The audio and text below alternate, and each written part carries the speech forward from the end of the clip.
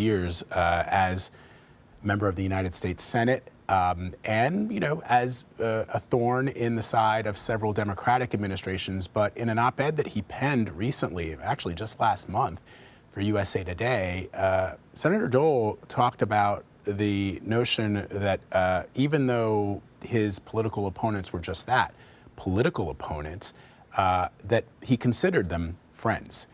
He said, he wrote this: "During my years in Congress, Democrats and Republicans were political combatants, and Republicans were political combatants, but we were also friends." And he went on to say that it's difficult to get anything done unless you can compromise, not your principles, but your willingness to see the other side. Those who suggest that compromise is a sign of weakness misunderstand the fundamental strength of our democracy. That sort of encapsulates that this era that Senator Dole lived through. We saw photos of him with former President Bill Clinton, who, although, again, political combatants, President Clinton gave him the Medal of Freedom. Right. And that's one thing about Bob Dole that is just remarkable. He had wonderful friendships with Democrats. In fact, when he was recovering from those injuries in World War II, he found himself at a hospital with, before they actually became senators, Democrat Phil Hart and Dan Inouye of Hawaii, where they developed a lifelong friendship, recovering at the Percy General Hospital in Battle Creek, Michigan in the 40s and 50s. And, it's one of those situations where this was a time in the 80s and the 90s when President Reagan was in office, and then, as you said, a bit of under President Clinton, when Republicans and Democrats were able to pass massive legislation. Then President Reagan's tax reform bill, welfare reform. Bob Dole was one of the spearheads with George McGovern, a Democrat, shall we say, who worked on including food stamps and SNAP programs in the agriculture bills that moved forward. Bob Dole was from Western Kansas, and farm issues, in addition to the disability issues, he was really focused on those farm issues and agriculture matters for the people of his state. And part of that, he saw, was responsibility to provide food stamps and get, schools and lunches programs for underprivileged youth. And he worked with a Democrat across party lines to do that, to end hunger. There's no reason that there should be kids going hungry in this country. And former Senator Bob Dole made a point of, as you said, working across party lines and finding areas of agreement. And in his farewell speech in the Senate, which I recommend to anybody out there if you want to hear some great tales and see Senator Dole's wit on full display, because he was a really funny guy also. Talking about those incidences or those times when it was necessary to cross party lines, and the point being that if you can't get 100% of something, but if you can only get 90% of something, that's a win. That's a huge deal. He said, you can come back later for the next 10%. That's a small amendment in the Senate, to which the chamber erupted in laughter. The point being that don't kill what's possible because it's not perfect. And that's a lesson to a lot of lawmakers today. And I think that, listening to his colleagues like Senator Grassley of Iowa, a good friend of former Senator Dole, who spoke with him as recently as late this summer, said, Bob Dole did not have an appetite. He was not fond of what was happening in the United States Congress with all of the divisions between parties and within the party. I think that the one issue that former Senator Dole did face in the later part of his Senate career, in the 1990s, when Republicans came into power in 1994 or 1995, he had an issue with his own conference, and had some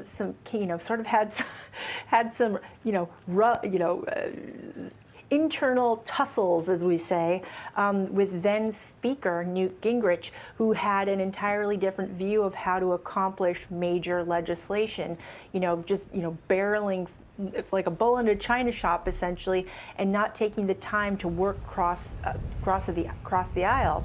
And I don't think that Bob Dole found was very comfortable with the direction in which the Congress is moving, as we see today, where bipartisanship is almost a dirty word. And the interesting thing about that is, today there are a lot of deals being cut on Capitol Hill.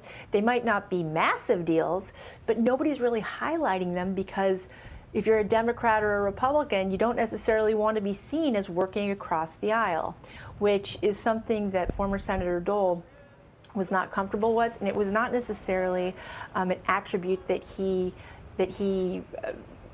identified with, especially having served, again, in World War II, giving his all for this country, and doing so side by side with maybe conservatives that he didn't necessarily agree with, or liberals that he didn't necessarily agree with on all the issues, but they were all fighting for one unifying cause.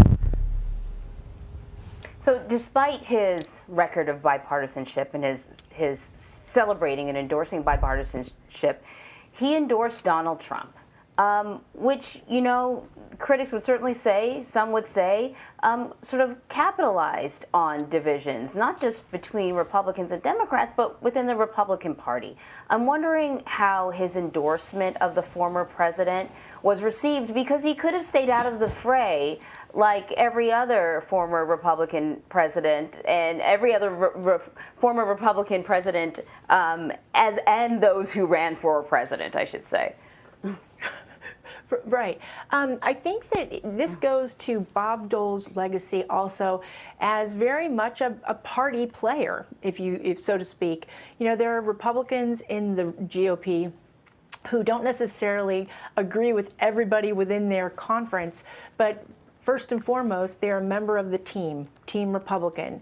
In fact, Bob Dole was the head of the RNC back in 1971 to 73. He ran for president as a Republican candidate 3 times, 1980, 1988, and then he became the GOP nominee in 1996.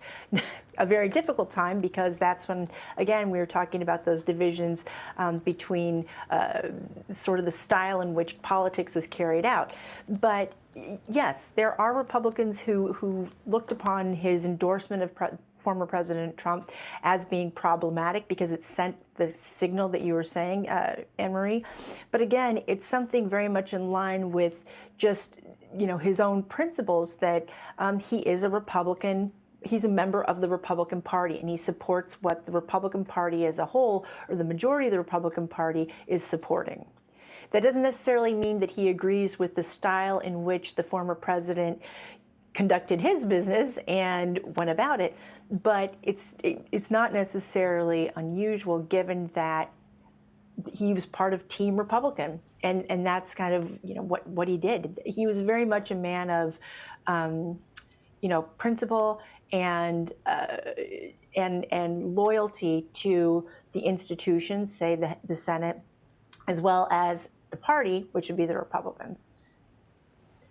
Mm-hmm. Molly, just so you know, we're just moments away from a CBS News special report that we will bring to our viewers live as you see the casket about to be removed from the hearse there. You see the honor guard preparing to do just that, the flag-draped coffin of Senator Bob Dole, which will lie in state within the Capitol Rotunda, as we've been saying. President Biden and other members of Congress and other officials will be there. We expect that they will make some speeches. And then, of course, tomorrow, Senator Dole's funeral will be held at the Washington National Cathedral. But let's pause here and listen to the honor guard removing the casket from the hearse.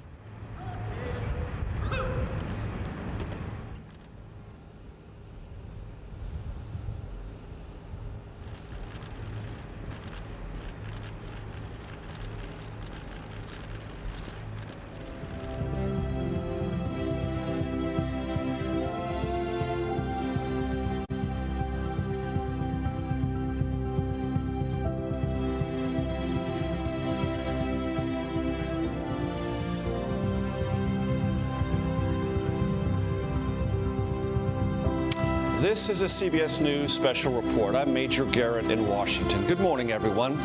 We are coming on the air as a solemn ceremony reserved for our most distinguished citizens is about to begin. The body of former U.S. Senator Bob Dole will lie in state in the magnificent Rotunda of the United States Capitol. Congressional leaders are honoring the former Republican presidential nominee, vice presidential nominee, and World War II veteran. Dole served in Congress for 36 years, 4 terms in the House and more than 4 terms in the Senate. Dole died on Sunday at the age of 98. That prompted an outpouring of tributes from both sides of the political aisle. Senate Minority Leader Mitch McConnell remembered Dole as a man of great character and profound patriotism. President Biden said, quote, "Though we often disagreed, he," meaning Dole, "never hesitated to work with me or other Democrats when it mattered most." Tomorrow, a funeral at the National Cathedral will be held for Dole here in Washington. Our chief White House correspondent, Nancy Cordes, is at the desk with me. Nancy, you also, as our audience well knows, covered Congress for many, many years.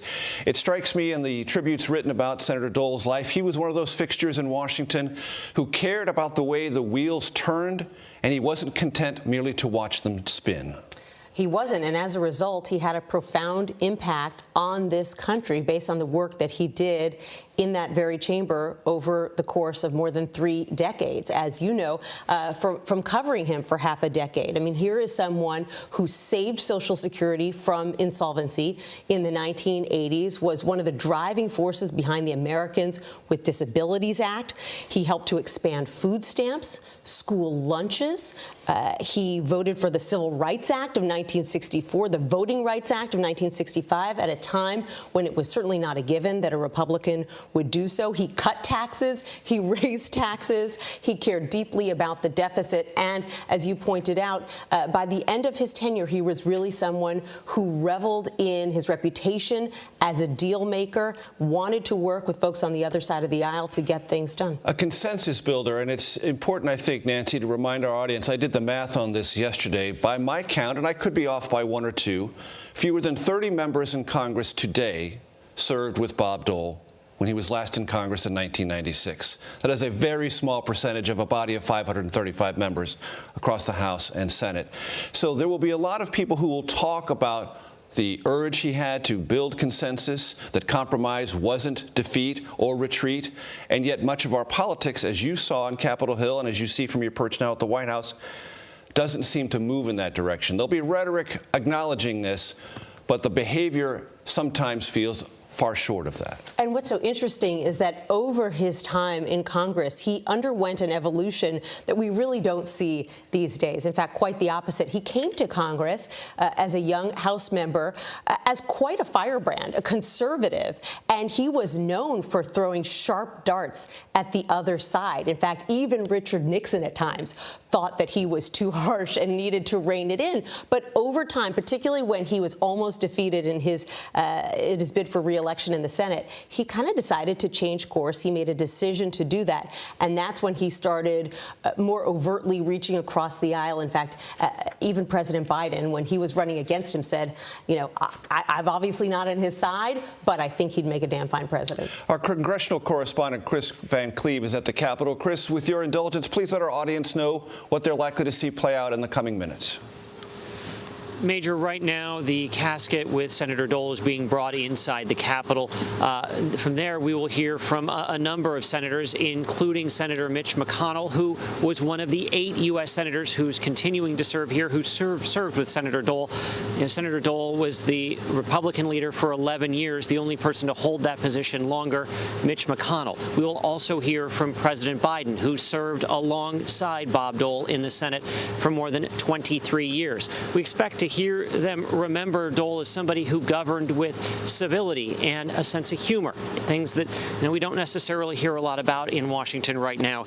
We'll hear a lot of talk about patriotism and his perseverance, overcoming hardship, his attitude of just trying to make things work, being that deal maker. And it's hard to talk about Senator Dole without talking about his World War II service, his grievous injury, 39 months in hospitals recovering and a message he carried with him from that time. A doctor told him, you need to stop thinking about what you've lost and start focusing on what you have. That played out throughout his career. We saw that with his push for the Americans with Disabilities Act. He believed people needed to be judged on what they could do, not what they could not do. Those are certainly themes that will come up today. Major? Chris, it will be obvious as people watch, but just to remind them, let people understand what the protocols are, the rotunda, the seats, as we can see, spaced out. We're still dealing with COVID protocols for this event. True? That's correct. This only invited guests. It's a smaller number of guests than you would have outside of the pandemic. And while he lies in state today, it will be a limited viewing. Only people that have access to the Capitol, friends and family, will be allowed to pass by the casket later. First of all, you will see the Dole family and close friends in attendance. There are several VIPs. Of course, the president and vice president are here, and top Senate leadership, House leadership as well. The family will go in first, followed by the elected officials, and then we'll have the program here. This will be a fairly quick ceremony, supposed to last under an hour. Chris Van Cleve on the east front of the United States Capitol. Thanks so much. I want to bring in Democratic Ohio Representative Marcy Kaptur. She and the late Bob Dole worked very hard and strenuously and successfully to create the World War II Memorial here in Washington. Dole, as we have mentioned many times, and it has to be mentioned, a World War II veteran, wounded in battle.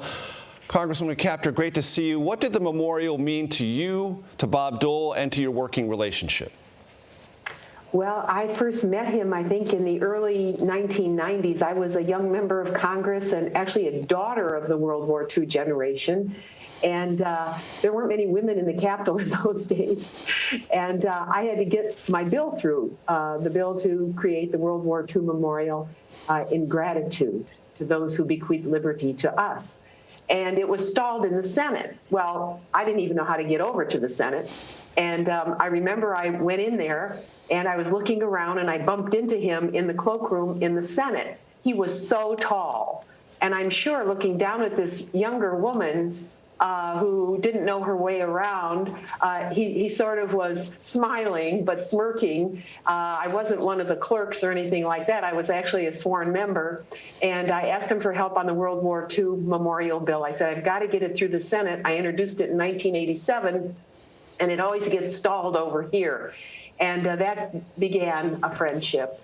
And it wasn't so easy. It took us 17 years. But when he understood, he was part of a generation that would never ask for anything for itself. Completely unselfish generation.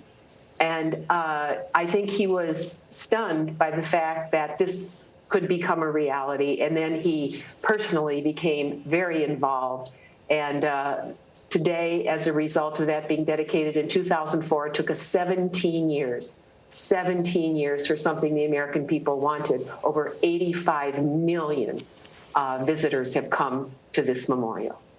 Congresswoman Kaptur, I'm glad you mentioned that hesitancy that Senator Dole and many in that generation had. I think they would say, and I remember him saying this when I covered Senator Dole, I didn't do anything that special. I did what I was asked to do, what my country needed me to do. There was no other choice but to fight to preserve democracy and the free world. Of course we were going to do that. We don't need anything showered upon us. We did what we were supposed to do. And yet, once the monument became a reality, not only would Senator Dole sometimes be at the airport to greet honor flights of veterans, he would be at the memorial itself to surprise them with his own greeting, would he not? Oh, absolutely. That is my enduring memory of him.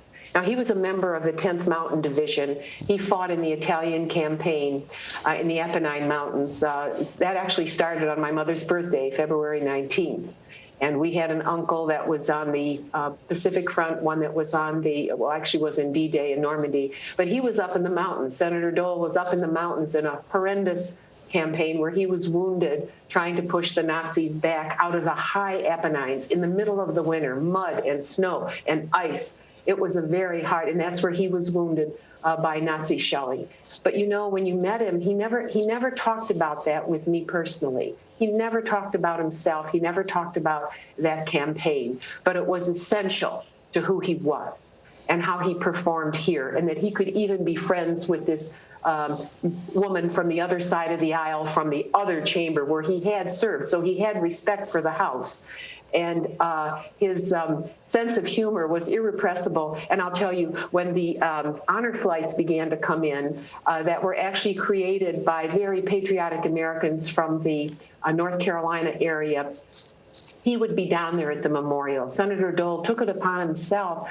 You should see the veterans when they would come in from around the country, the World War II vets. He welcomed them, and they cheered. It was beautiful. Time and time and time again, thousands of Americans. For many of them, that was their last call, coming here. And he was there for them. We can hear the emotion in your voice, Congresswoman Capter. A lot of Americans are probably feeling that same choke in their throat as they hear you tell that story. I want to go to our senior White House and political correspondent, Ed O'Keefe, at the White House. Ed, from the White House, the perspective of President Biden. He's president of the United States. He had sought and failed to achieve that office before. Senator Dole sought and failed to achieve that office. They had a long time together in the Senate. It has to be a moment of reflection for this president. It absolutely is. Yesterday in Kansas City, he described Dole as an American giant of extraordinary courage. And on his way to the Capitol, the White House announced that the president is extending one of the only tributes a president can give to an American by 2 days now, ordering U.S. flags at government facilities and other public places to be flown now through Saturday night instead of an original proclamation that ended tonight. That's to cover the events that will play out again tomorrow here in Washington and then Saturday in his native Kansas. This president, we may fail to remember sometimes or appreciate that while he is the oldest elected American president, for so long in Washington, he was the young guy. He was a 20-something when he was elected to the Senate, and outside of his children in Delaware and his friends in the Senate, that was his world. And one big member of that world was Bob Dole. They overlapped together in Congress for 24 years, and by the late 1980s, were both running for president unsuccessfully and holding prominent positions in the Senate. Biden was chairman of the Judiciary Committee. Dole was the Republican leader. And in recent days, he's reflected on a friendship, a genuine friendship he had not only with the senator, but with his wife, who also became a senator, of course, Elizabeth Dole, and a two-time cabinet secretary. It was to see Senator Dole in February that the president made one of his first real trips outside the White House as president to check in on him after his diagnosis from stage 4 lung cancer, and they had kept in touch in recent months. And it will be said, and it has been said, that this really is the end of an era, and in many ways the president is one of the few links left to that time of bipartisanship and cooperation when senators could just be Joe and Bob instead of the Republican from Kansas and the Democrat from Delaware, Major. True enough, Ed, yet we should not gloss over the reality that, as Nancy alluded to earlier, when times called for it, Bob Dole was a stout partisan. He was a party loyalist. That party loyalty extended to 2016 campaign when he was the only Republican presidential nominee of previous vintage to endorse Donald Trump. And when I asked him about that, he said, he's the party nominee. I'm in the Republican Party. That's the end of it for me, and he thought he could win. Now, it's also worth noting that when President Trump lost to Joe Biden, President of the United States, Dole said, Trump lost, I'm trumped out. So there was an expiration date on his support for former President Trump, but nevertheless, he was, in partisan terms for that era, about as stout a partisan as you could find. Exactly. And in the wake of the Watergate scandal back in the 70s was part of a push to establish a lot of the election reforms that were put in place in the wake of that presidential scandal. So somebody who had come at this with an understanding in his own Senate work of the importance of elections and who wins and who loses. And as somebody who worked with Democrats pretty closely on things like, as Nancy mentioned, reforming Social Security or passing the Americans with Disabilities Act, he told the Wall Street Journal earlier this year part of the reason why he was able to work with Democrats, part of the reason why he was allowed to work with a Democratic president, even one that had defeated him, is because his caucus had the trust in him to go to the other side and cooperate and negotiate. And he acknowledged in that interview with the Journal that that's not something that necessarily exists today. If things were different, would Mitch McConnell be willing to work more often with President Biden? Probably, but that's not the Congress that exists today. Ed O'Keefe at the White House. As you can see, congressional leaders have entered the rotunda. That is the Vice President of the United States, Kamala Harris. Second gentleman, Doug Emhoff, entering. We have talked a couple of times, and I'll do this ever so briefly, about Bob Dole's sense of humor. He once said after a really short, abbreviated 1980 bid for the presidency, the nomination, that campaign ended so badly, he said afterwards, I slept like a baby. I woke up every 2 hours and cried. He also, when his performance in the vice presidential debate was panned in 1976, he joked, "I went for the jugular, my own." Exactly. President Biden has entered the Rotunda. I think we're just going to let this proceed. We'll listen and jump in as appropriate, but we're going to let this play out so you can hear the tributes coming for the late Senator Bob Dole.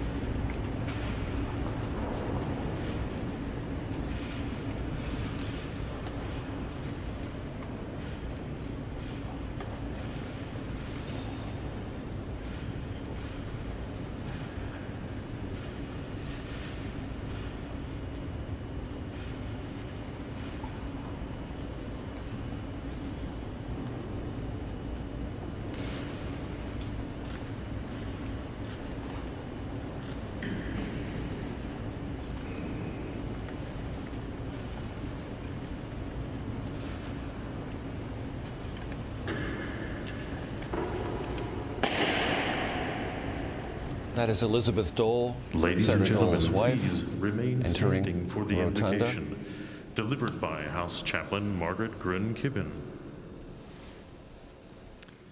Would you pray with me? Holy and eternal God, to this grand hall and from across the country, we come to this moment with deep gratitude for the life and legacy of Senator Robert Joseph Dole. We are grateful that in his selfless devotion to you and to these United States, he has revealed to us what moral and faithful service should be. As we honor his 79 years of standing up for what's right, we stand before you to offer our heartfelt prayers. We ask that the influence Senator Dole has had on countless people, leaders, neighbors, and strangers alike would not be without long-lasting fruit. In extolling Senator Dole's unequaled integrity, disarming humor, and deep compassion, may we be inspired to reach into the depths of our own small-town virtues or our big city bravado to emulate this plain-spoken statesman, this decorated war hero, this, your humble servant. We commend this tribute to you that you would enable us to find just the right words to honor this righteous man, that you would encourage us to imitate this inspiring servant, that you would equip us to carry forth with the faith of this faithful leader. We pray this in the strength of your name. Amen. Ladies and gentlemen, please take your seats.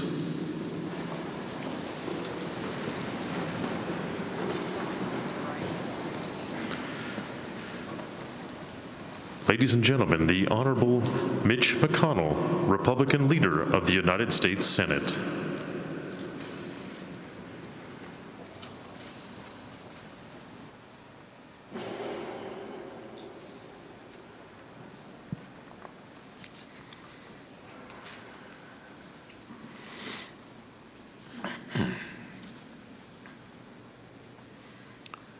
On April 14th, 1969, Senator Bob Dole delivered his first floor speech.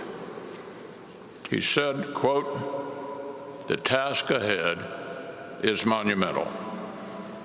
And this was before Bob knew he'd end up leading a conference of 53 senators. Years later, after he had become leader, Bob described his Senate management challenges with his trademark wit. If I'd known, he said, we were going to win control of the Senate, we'd have run better candidates. I swear, Bob could have made it as a stand-up comic. But in that maiden speech, Bob was earnest. He was already championing a signature cause, helping Americans with disabilities. The task ahead is monumental, he said, but I'm confident that there are forces in America ready and willing to meet the challenge. Bob Dole himself was certainly proof of that. That maiden speech came 24 years to the day after he sustained his combat wounds in Italy. Bob had already risen to a monumental task. He'd taken the fight to the Nazis, and he'd nearly paid for it with his life. Through all his decades in public service, Bob Dole knew exactly where he came from. A son of Dust Bowl hardship, who was laser focused on food security and rural issues. A wounded warrior who spent decades carrying fellow veterans and Americans with disabilities on his shoulders. Bob was the last of the greatest generation to run for president, but he was never stuck in the past. His roots ran deep. but he was always looking to new horizons. From that first speech, through his years in leadership, through Bob's incredibly active retirement in name only, he built brighter futures for millions. Bob was blessed with long life to watch this legacy take effect. But that was no accident. Bob liked to joke that he planned for longevity by closely studying our most senior colleagues. He had a whole comedy routine about how he had tried to copy Strom Thurmond's eating habits. If Strom takes a shrimp, I take a shrimp. If he eats a banana, I eat a banana. But the real engine behind Bob's 98 remarkable years was his love for Elizabeth and for Robin, for public service, for Kansas, and for America. Today, we honor the amazing life that love created. And we thank God, the source of all love, both for Bob's incredible journey here in this life and for the fact that he has entered his eternal reward in the next.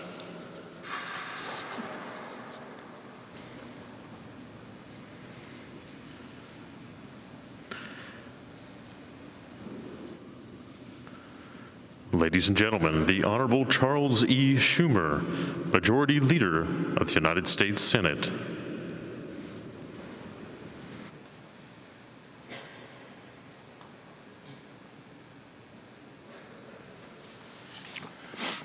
Mr. President, Madam Vice President, Madam Speaker, Leader McConnell, Leader McCarthy, distinguished guests, dear colleagues, and most importantly, Senator Elizabeth Dole and Robin.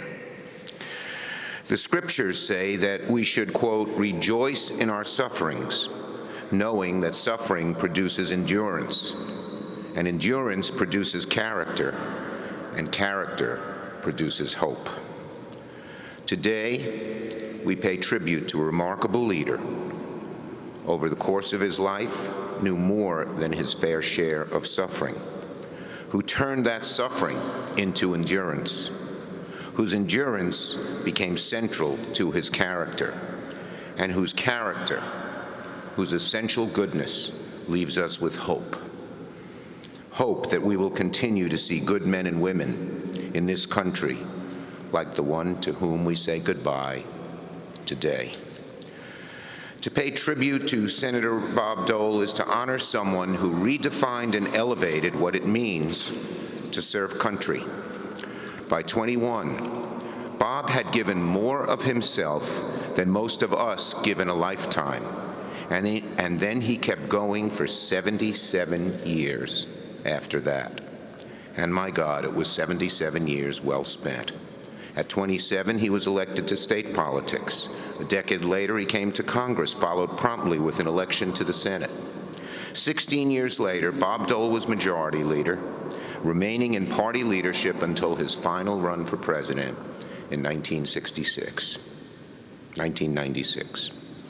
The years were well spent, however, not because of his titles, but because of what he accomplished. Today, tens of millions of Americans, veterans, the elderly, the disabled, and millions of kids across the country are better off because of Bob Dole. He never lost his roots as a principled, pragmatic Kansas Republican, and Bob never hesitated to work with Democrats to get things done. From joining Senator McGovern on federal nutrition programs, to working with my former colleague, Senator Moynihan, to protect Social Security, to helping pass the Americans with Disability Act with Senators Kennedy and Harkin. Bob Dole was a champion of those whose lives were marred by struggle, who came not from citadels of privilege, but from humble origins like his own. In his memoir, Senator Dole wrote that supporters were sometimes surprised to hear that of all his accomplishments in the Senate, reforming Social Security was his greatest pride, along with passing the ADA. I'm sure that surprises a few of us here today, but I doubt those who knew the Bob Dole of Russell, Kansas, the man whose family lived for years in their own basement so they could rent out their house, who as county attorney had to approve his grandfather's welfare checks each month, whose recovery from war was made possible only after his hometown pooled money to pay for surgery. I imagine that those who knew this side of Bob Dole understood that no matter how high he climbed up the ranks, he never forgot the reason he entered public service. And of course, he did it all with unmistakable, acerbic wit, honed and refined over the years as he worked as a soda jerk in the local drugstore. Bob and I never worked together in the Senate, but I was not spared his famous ribbing. "Don't worry, Bob. It's safe to be between me and the cameras today." In closing, I want to bring back an enduring image of Bob that took place 9 years ago as we said goodbye to another colleague lying in this same rotunda. None of us will ever forget the strength and honor of Bob with Elizabeth at his side, standing and saluting Danny Inouye one last time. Bob used to tell the story of him and Danny recovering from war wounds at Percy Jones Army Hospital in Battle Creek, Michigan. As they recuperated, they discussed their futures, with Bob telling Danny he planned to run for local office and eventually the United States Senate. At the time, Danny had a different path in mind for himself, but like Bob's plan, ran for office and eventually was actually elected to the Senate before Bob. After Danny was sworn in, one of the first things he did was call his old friend and said, "Bob, I'm here in the Senate. Where are you?" Now, as Bob approaches the pearly gates, let us take comfort he can reunite with his old friend once again. In the meantime, let the rest of us carry on in thanksgiving and unending celebration of the life of this incredible American statesman.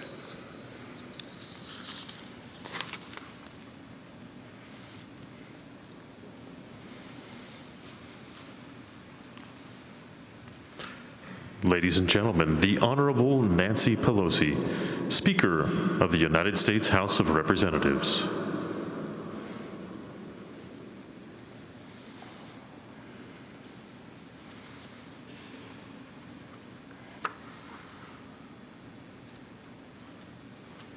Good morning.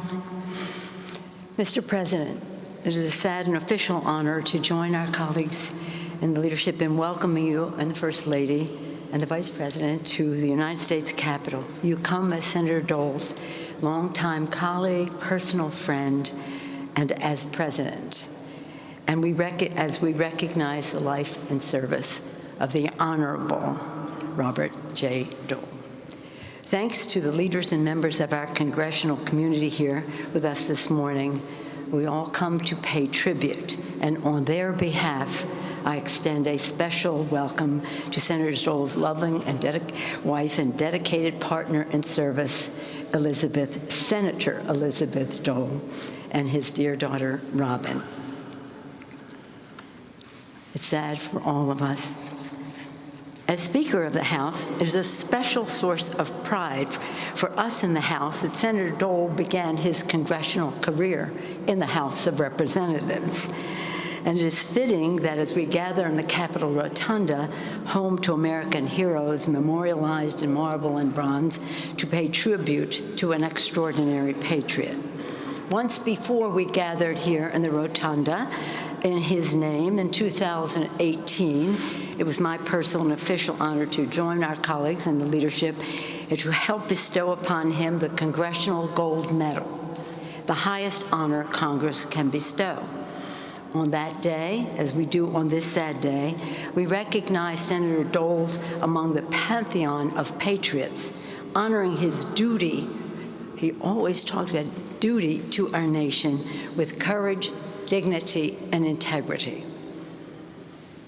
As I stand here and see his coffin on the catapult that was built for Lincoln, with that flag draped over it, I'm sure many of you here will agree, it's hard to think of anyone who was more worthy to have a flag draped over his coffin because of his great patriotism to our country. On both sides of the aisle, on both sides of the Capitol, across the country, Senator Dole was widely respected for his legendary service on the battlefields of World War II, his inspiring resilience after recovering from grievous war wounds, his principled leadership in the hallowed halls of Congress, House, and Senate, and his tireless advocacy as an elder statesman. Over the course of his storied career, he earned a reputation as a fighter for hardworking American families, a leader who could be trusted as a man of his word. Working in a bipartisan way, Senator Dole addressed hunger in America by expanding food stamps, fought for respect for people with disabilities by enshrining essential protections into the law with the ADA, again in a bipartisan way. He taught us over time and all the time to respect people for what they can do and not judge them for what they cannot. He advocated for our troops, veterans, and hidden heroes who care for them, especially alongside his beloved wife, Elizabeth. Indeed, the love, partnership, and prayerfulness that Senators Bob and Elizabeth Dole shared was a joy to behold and a blessing to all of us who know them. In recognition of his legendary career, Senator Dole received the 1997 Presidential Medal of Freedom, Mr. President, bestowed upon him by President Clinton, his electoral rival, but certain his fan. Upon receiving this medal, Senator Dole challenged us, in his words, not to question American ideals or replace them, but to act worthy of them. Senator Dole lived up to this challenge, devoting his entire life in service to the country he loved and to our cherished national values for which he fought. I remember when we were gathered here honoring President George Herbert Walker Bush, and how moved the whole nation was to see Senator Dole salute President Bush. So generous he was. So as we honor his life this morning, let us resolve to meet his challenge. But he said, to act worthy of our ideals and carry on his mission. When we in Congress gave Senator Dole the Congressional Gold Medal, he brought luster, in receiving it, he brought luster to the award, just as his service and sacrifice brought luster to the Congress and to the country. May it be a comfort to you, Robin, to Elizabeth, and all who love him, that so many people across the Congress, the country, in his beloved state of Kansas, that a grateful nation mourns with them and are praying for you at this sad time. May Senator Dole rest in the peace that he deserves. Thank you.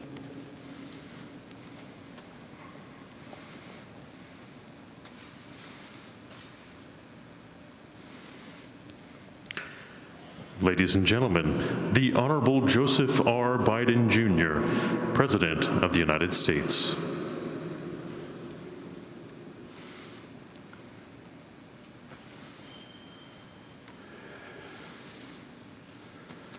Vice President Harris, Speaker Pelosi, Majority Leader Schumer, Minority Leader McConnell, members of Congress, distinguished guests. Most importantly, Elizabeth and Robin, I know this is not easy. Thank you for letting us do this. We meet here in the very heart of American democracy, the capital of the United States of America, to receive a hero of that democracy for a final time. Robert Joseph Dole. He belongs here, in this place, in this temple of liberty and to temple to possibilities. Bob Dole loved this Capitol. It's where he served the nation, shaped by the figures that surround us. Washington and Jefferson, who set us on our path. Abraham Lincoln, another man who, from the heartland of the country, from whence he came. Bob's hero, Dwight David Eisenhower.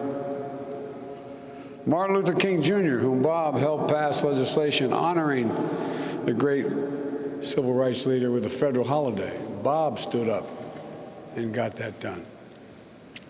Gerald Ford, who served here and with whom Bob sought the Vice President of the United States.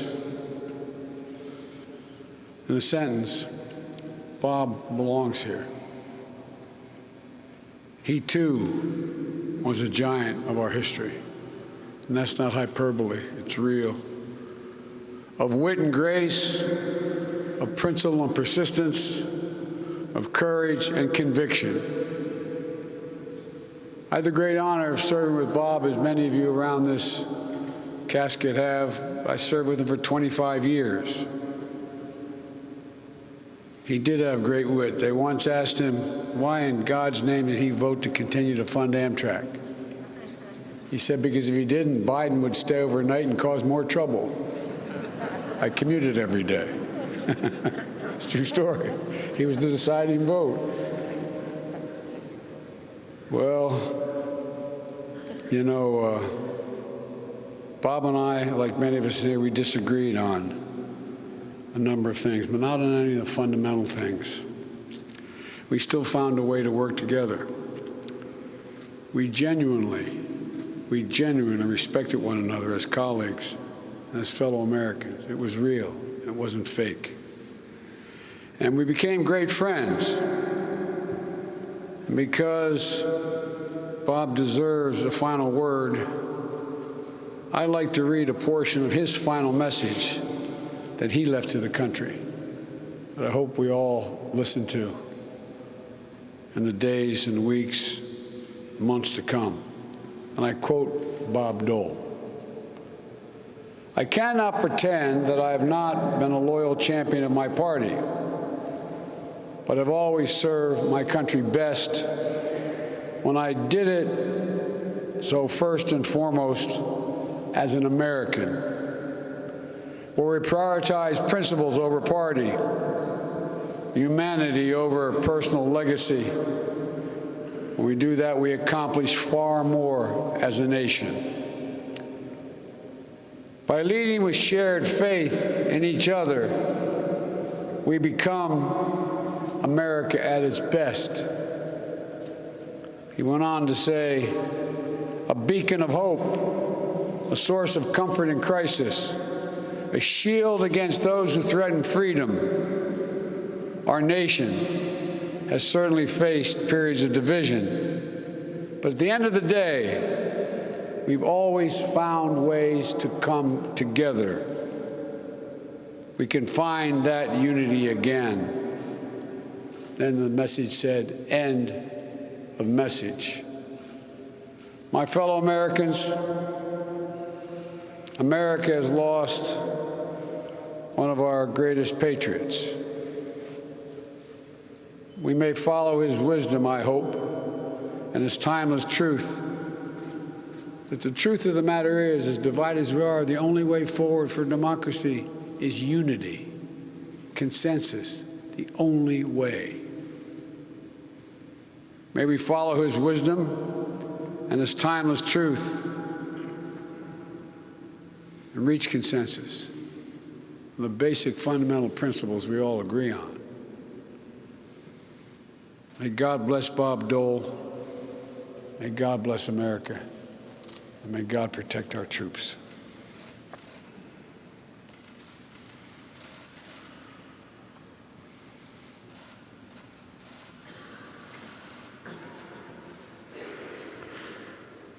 Ladies and gentlemen, Staff Sergeant Ethan Green, U.S. Army Chorus, accompanied by Mrs. Joanna Zorak Green.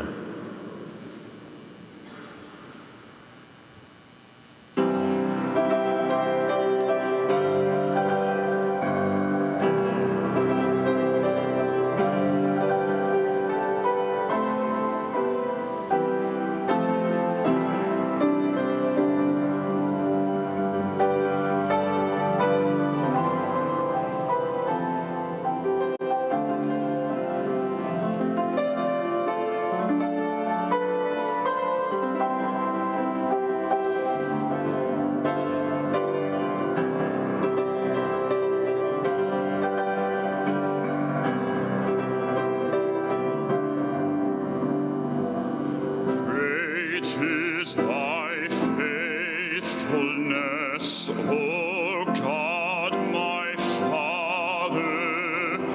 There is no shadow of turning with thee. Thou changest not, thy compassions, they fail not. As thou hast been, thou forever wilt be. Great is thy faithfulness, great is thy faithfulness. Morning by morning, new mercies I see. All I have needed, thy hand hath provided. Great is thy faithfulness, Lord, unto me.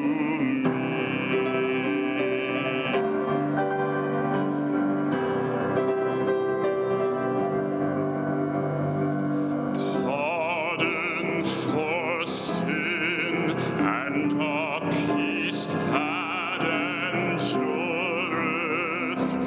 Thine own dear presence to cheer and to guide. Strength for today and bright hope for tomorrow.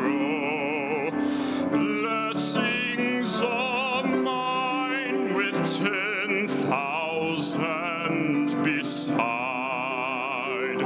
Great is thy faithfulness, great is thy faithfulness.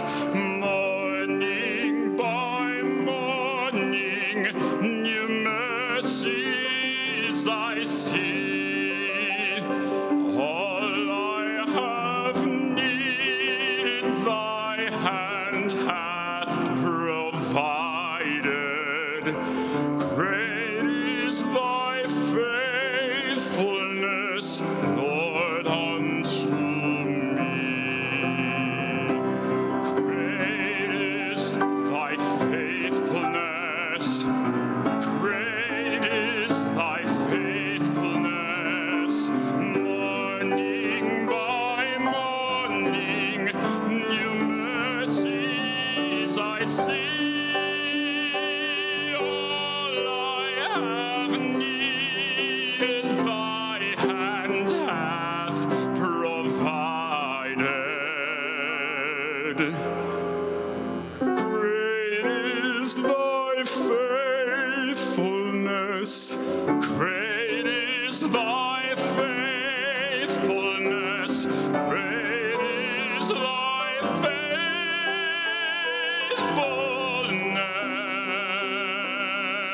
faithfulness, Lord, unto me.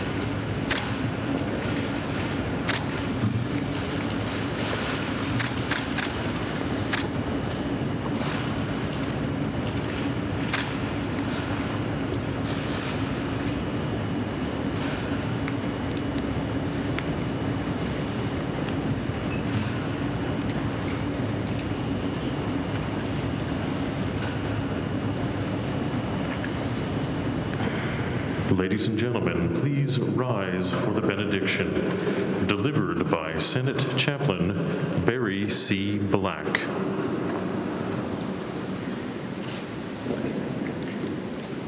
Let us pray. Great is your faithfulness, O God, our Father. So help us to see death as you see it, not at the end, but the beginning. Not a wall, but a doorway. Not a dark road, but a path that leads to eternal light and life.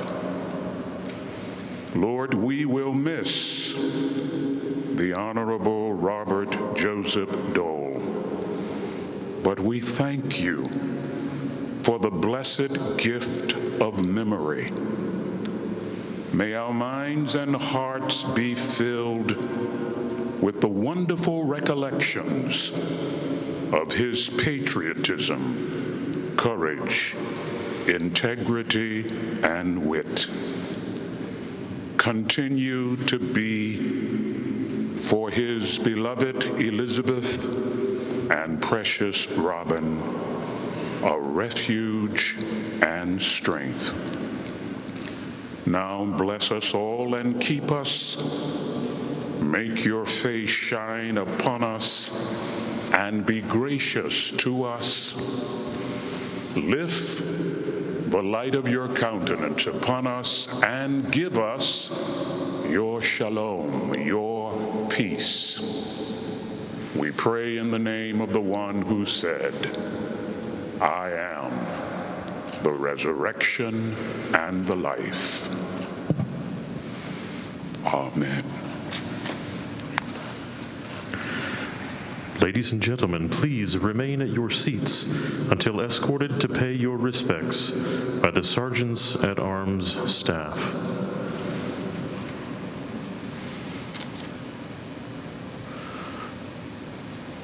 The tributes have been spoken, the requests have been paid. Bipartisan congressional leaders first, capped by the President of the United States, Joseph R. Biden. In recognition and with a bit of reverence for words that Bob Dole himself spoke on more than one occasion, you know it, I know it, the American people know it. Bob Dole was a statesman, as we see now his wife Elizabeth approach the casket.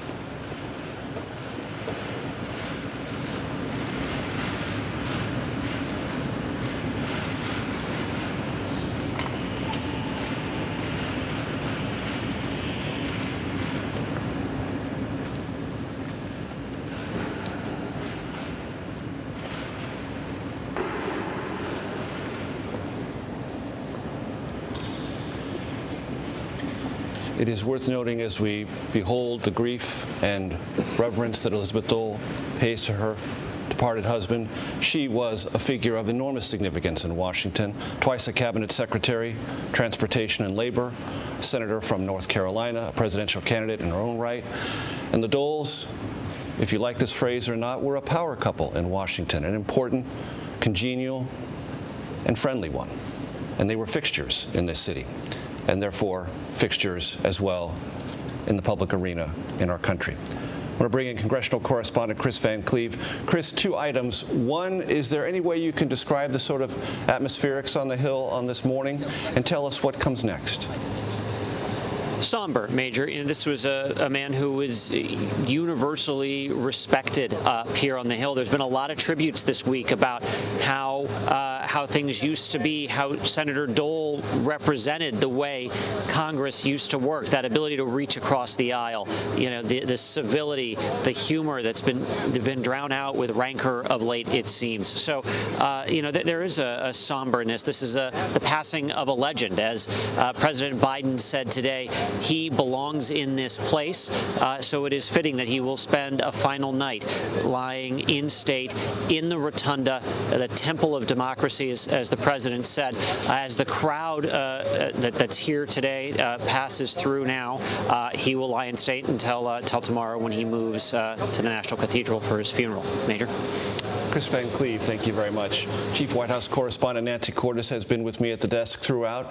Nancy, thoughts on what you heard from both leaders of the House and the Senate about this American statesman? I'm thinking about the fact that in many ways he was an accidental politician. You know, he became a fixture in our political lives for decades, but he wanted to be a surgeon. He was a high school athlete. He was voted best looking in his class. He had dreams of becoming a doctor, but obviously the war changed all that. His shoulder was blown apart. He lost the use of his right arm. Doctors thought for a while that he may never walk again. He was in the hospital for the better part of 3.5 years convalescing. And you heard Leader Schumer tell that very poignant story of him recovering alongside the Senator Daniel Inouye of Hawaii, and how they both decided perhaps they'd go into politics instead. And he often chafed against the confines of political expectations. You saw that most pointedly when he ran for president several times. He never really took to the strictures of modern American campaigning. In fact, sometimes he would say, look, I just stayed on message. You know, he kind of said the quiet part out loud, but that's also what endeared him to so many of his colleagues, enabled him to get so much done in the Senate. And I think you really saw a lot of that reverence and respect in the Capitol Rotunda today. He was the least handled of American prominent politicians I ever covered. He didn't warm to the teleprompter. He wasn't what he would call a raging ideologue. He became a Republican because most people in the congressional district for which he represented near Russell, Kansas, were Republicans, also kind of accidental. If they'd been more Democrats than Republicans, he might have been a Democrat. One can't quite tell. It's nice to have you with us, Nancy. Thank you so very much. Good to be with you. Tomorrow, a funeral for Bob Dole will take place at the Washington National Cathedral. Our coverage continues on our 24-hour streaming service, CBSN. You can watch it at cbsnews.com or download our CBS News app on your cell phone or your connected TV. There will be more on your local news and tonight on the CBS Evening News. This has been a CBS News Special Report. I'm Major Garrett in Washington. Good day. For news 24 hours a day, go to cbsnews.com. Well, that concludes the formal program honoring Senator Bob Dole, the late Senator Bob Dole, in the Capitol. He will continue to lie in state until 8 o'clock this evening. It is close to the public, and as you heard Major Garrett say, his funeral is tomorrow at the Washington National Cathedral, followed by a special memorial at the National World War II Memorial. And of course, here on CBSN, we will have all of that for you. We will bring all of that live. It is after his funeral, he will then return to Kansas. But we'll keep our coverage throughout the rest of the week. All right, now to some other news and an update on a CBS News investigation. Last month, we revealed more than 30 U.S. soldiers injured in Iraq by an Iranian missile attack had been denied the Purple Heart. Catherine Herridge broke this story and has details from the Pentagon. After our team contacted the Pentagon, the Army initiated a new review, and yesterday the soldiers learned their awards had been approved. Some soldiers